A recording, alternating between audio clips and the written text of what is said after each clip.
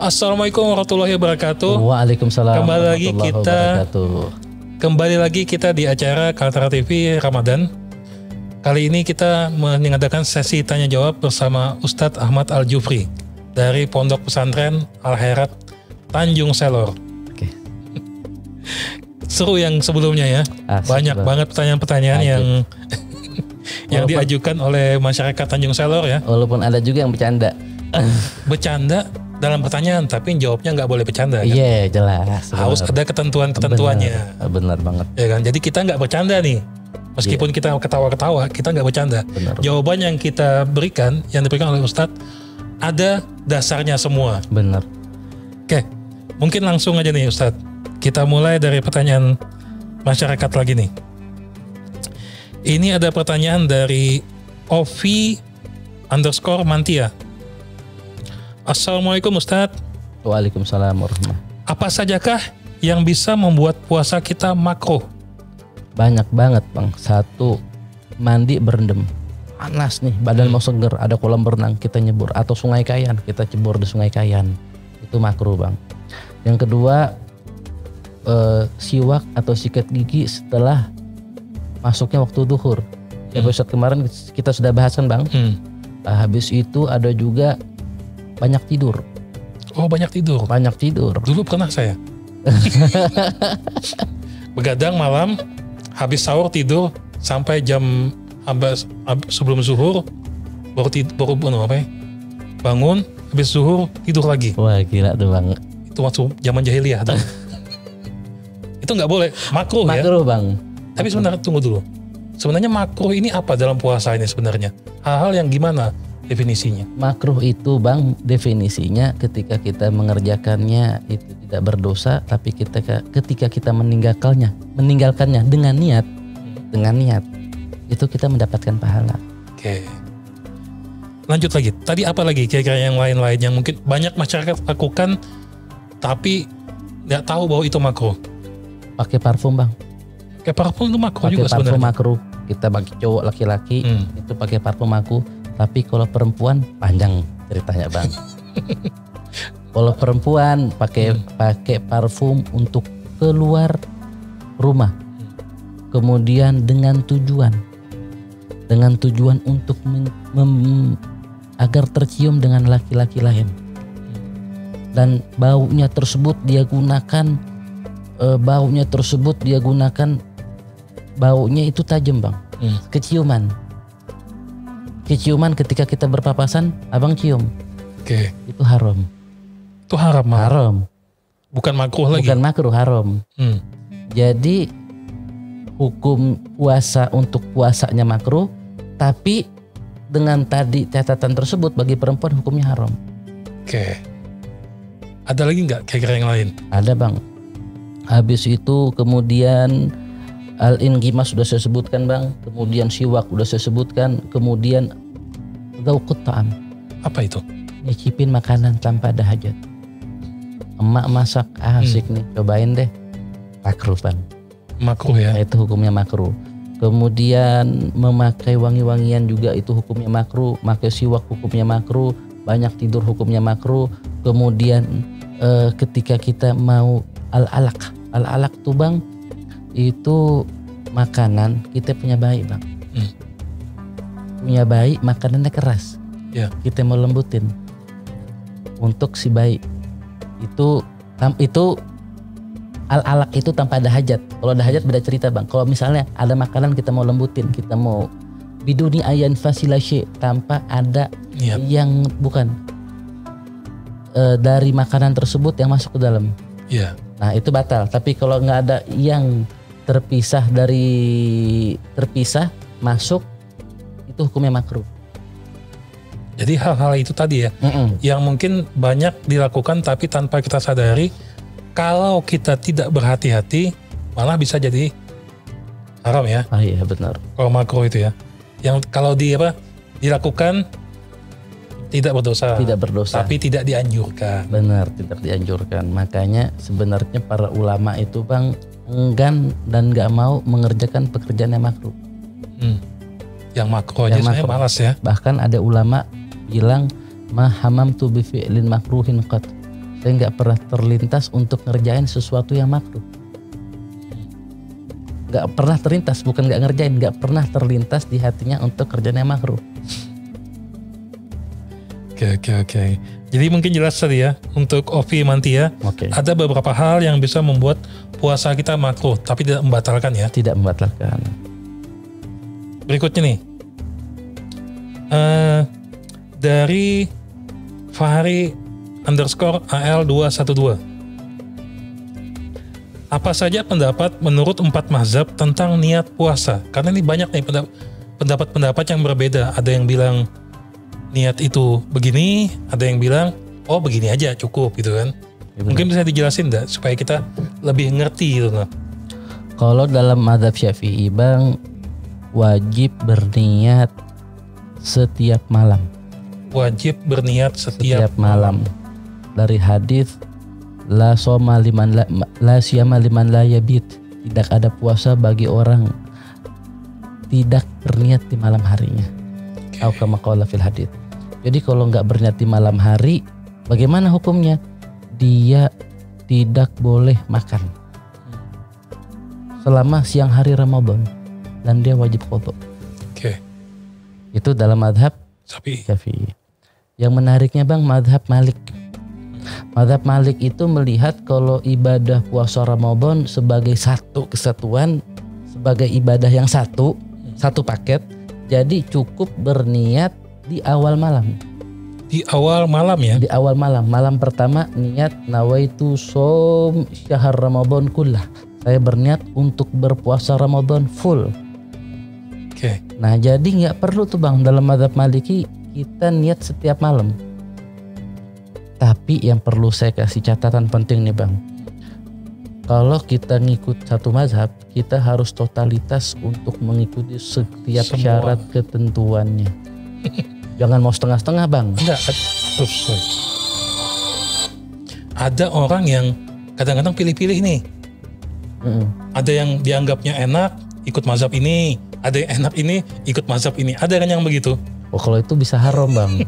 Misalnya contohnya dalam mazhab Syafi'i nyentuh perempuan itu membatalkan wudhu. Kemudian al-fasad wal hijama, bekam itu menurut mazhab Hanafi membatalkan wudhu. Tapi mazhab Hanafi bilang nyentuh perempuan itu nggak membatalkan. Jadi dia nih Bang nyentuh perempuan, misalnya nyentuh istrinya, kemudian dia bilang oh nggak apa-apa pakai mazhab Abu Hanifah. Itu yang nggak boleh ya. Kemudian abis itu dia pergi bekaman, oh nggak apa-apa pakai mazhab Syafi'i. Nah itu kalau itu dalam fikih bahasanya itu namanya talfiq, itu haram, nggak boleh Bang. Dan juga itu harus ada setiap syarat dan ketentuannya. Wudhunya juga tadi, wudhunya pakai apa? Wudhunya Hanafi, batalnya Hanafi. Nah itu dia. Tadi sudah berapa tadi? Nah, baru satu Bang. Baru satu, Syafi'i tadi ya? Baru Syafi'i. Kalau Imam baru dua Malik. Dua tadi. Nah, tapi syarat dan ketentuan Imam Malik nih. Syarat dan ketentuan Imam Malik ini, Imam Malik, mazhab Maliki itu menyatakan satu. Memang dia wajib berniat di awal malam. Tapi andai kata ada satu puasa yang batal. Contoh dia sakit, yang menyebabkan dia nggak untuk berpuasa, yang mengharuskan dia berpuasa, atau dia musafir safar mubah, pergi perjalanan jauh dengan syarat dan ketentuan yang berlaku menyebabkan dia nggak puasa. Nah kemudian besoknya dia mau puasa, dia harus niat lagi. Nggak cukup dengan niat yang pertama. Itu syaratnya. Itu yang kedua. Itu yang pertama, syarat yang pertama. Dalam mazhab Malik. Syarat yang kedua Bang, makan lupa. Dalam mazhab Malik itu membatalkan. Kalau dalam Syafi'i enggak kan ya, seperti kita anut biasa ya. Tapi kalau dalam mazhab Malik itu dapat membatalkan.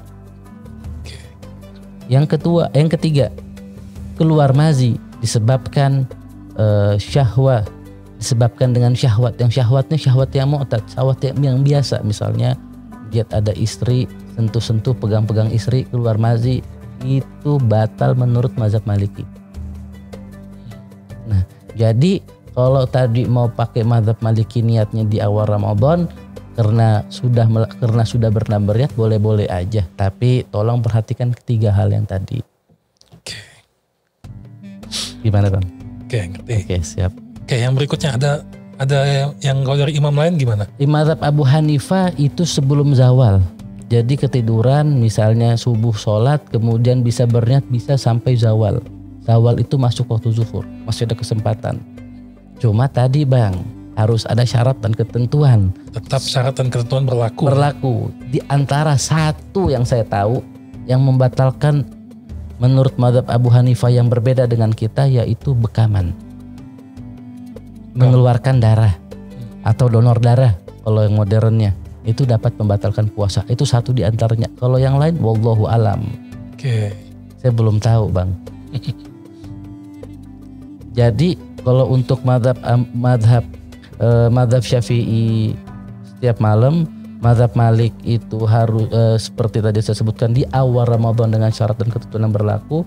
Madhab Abu Hanifah itu bisa sampai waktu zuhur, sebelum waktu zuhur itu masih bisa berniat, tapi dengan syarat dan ketentuan berlaku. Tetap ya. Tetap.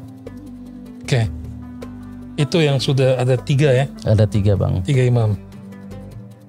Kalau 4 mas? Kalau 4, kalau Imam Ahmad bin Hambal saya nggak hafal Bang.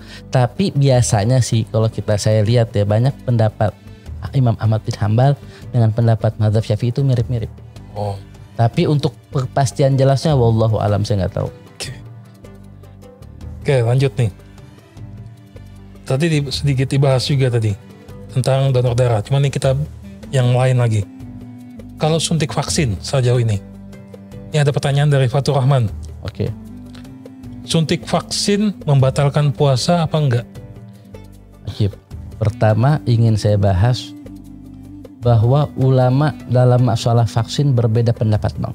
Oke. Ada pendapat yang mengatakan bahwa suntik itu tidak dapat membatalkan puasa. Karena para fuqaha itu Bang menyatakan bahwa yang membatalkan puasa usulu ainin ila manfadhin maftuh. Masuknya suatu benda dari jalur atau lubang tubuh yang langsung masuk ke badan. Nah, sedangkan vaksin, suntikan itu kan lewat lubang mana? Nggak ada. Adapun pori-pori, ulama nggak anggap itu sebagai lubang terbuka. Kenapa? Dia kecil banget sampai nggak kelihatan. Nah, jadi dari situ menurut pendapat menurut sebagian ulama kontemporer bahwa vaksin itu tidak membatalkan. Tapi untuk masalah suntikan saya lebih condong ke salah satu pendapat namanya Habib Abdullah bin Mahfud Al-Haddad. Okay. Beliau mengatakan bahwa suntik itu terbagi 2 Bang. Suntik yang masuk ke pembuluh darah dan yang kedua suntik yang masuknya lewat otot. Kan ada tuh Bang suntik yang masuk langsung ke pembuluh darah, ada yang langsung ke otot. Nah untuk yang masuk ke pembuluh darah itu batal mutlakon. Kalau masuk nih menurut Habib Abdullah Mahfud Al-Haddad. Abdullah Mahfud tadi. Dan banyak ulama-ulama kontemporer berpendapat sama seperti beliau. Banyak banget Bang. Jadi kalau masuk ke pembuluh darah itu langsung batal. Okay.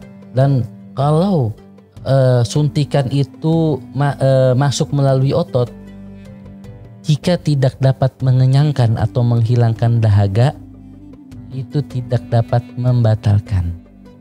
Okay. Nah sekarang kita lihat Bang, kalau vaksin bagaimana dia? Kayak suntik semut.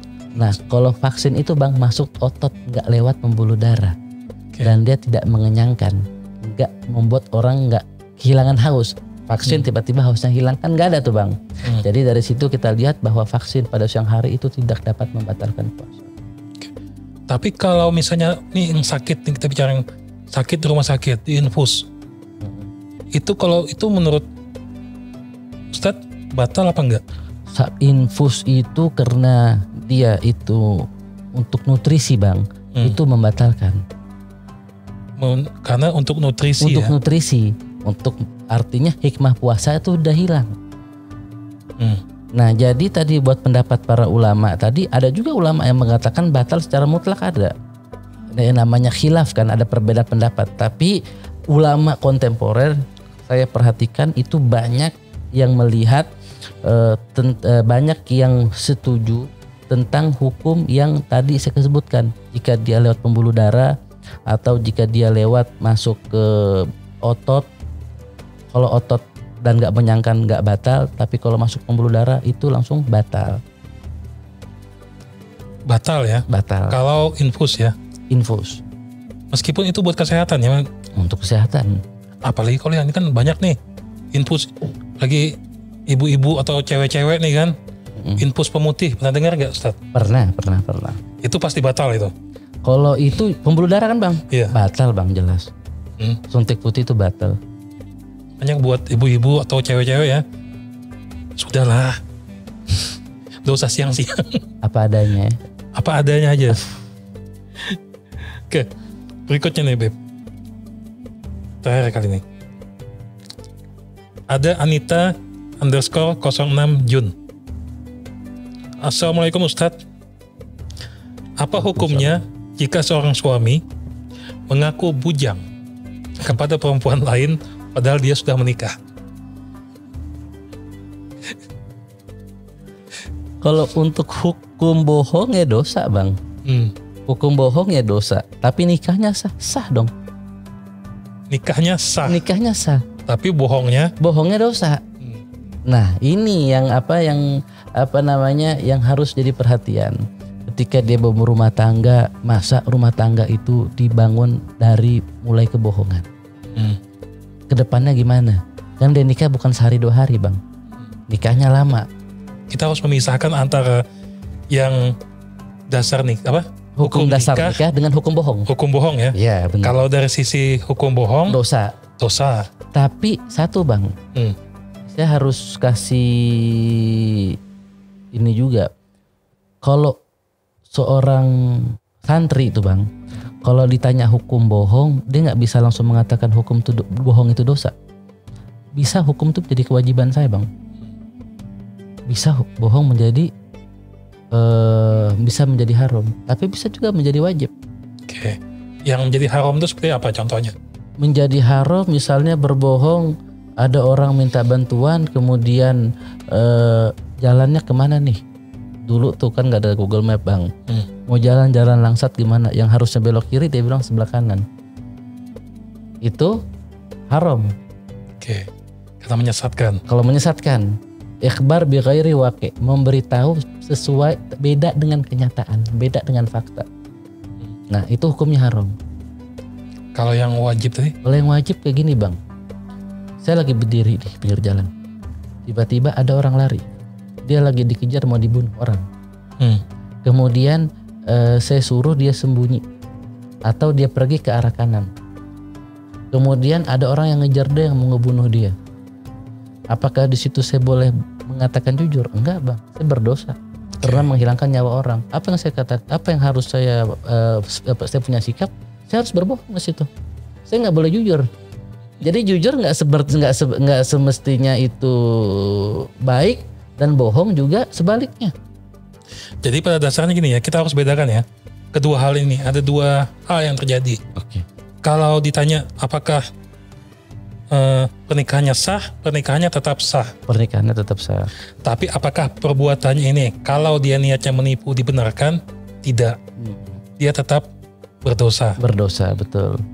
Intinya itu, kalau dia mau menipu, hukumnya jika dia untuk menyelamatkan orang dia ini, tapi kalau dalam kasus seperti ini Bang, dia berdosa karena membohongi. Oke. Membohongi calonnya. Oke, terima kasih Ustadz. Oke, siap. Atas ini banyak pertanyaannya nih ya. Oh, banyak lagi Bang. Sudah habis ya. Oke. Cuman banyak pertanyaan-pertanyaan, memang banyak hal-hal yang memang kita masih belum tahu gitu ya. Jadi memang silahkan bertanya. Jadi nanti kalau misalnya ada pertanyaan lagi ya, bisa diajukan nanti via Instagram Info-TJS atau misalnya Instagram Kaltara TV, bisa nanti untuk episode-episode berikutnya. Oke. Jadi terima kasih Ustadz atas kedatangannya di studio Kaltara TV. Semoga nanti kita bisa membuat sesi pertanyaan lanjutan. Oke, siap. Terima kasih sebelumnya. Assalamualaikum warahmatullahi wabarakatuh. Waalaikumsalam warahmatullahi wabarakatuh.